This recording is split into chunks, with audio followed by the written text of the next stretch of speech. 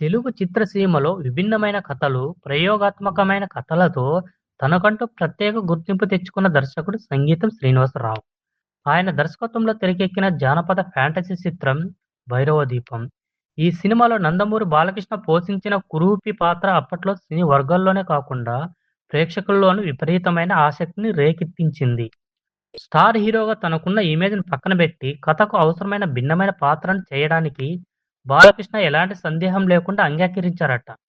ముఖ్యంగా ఈ పాత్ర కోసం వేసే మేకప్ బాలకృష్ణకు పెద్ద సవాల్‌గా మారిందట.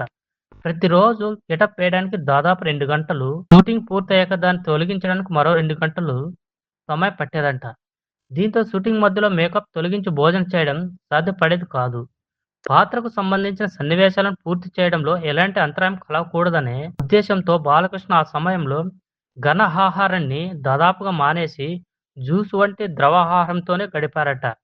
ఇలా సుమారు 11 రోజుల పాటు అన్నం తినకుండా షూటింగ్‌లో పాల్గొన్నారట. అప్పటి పరిస్థితుల్లో ఇలాంటి క్లిష్టమైన మేకప్‌తో నిరంతరం పనిచేయడం చిన్న విషయం కాదు.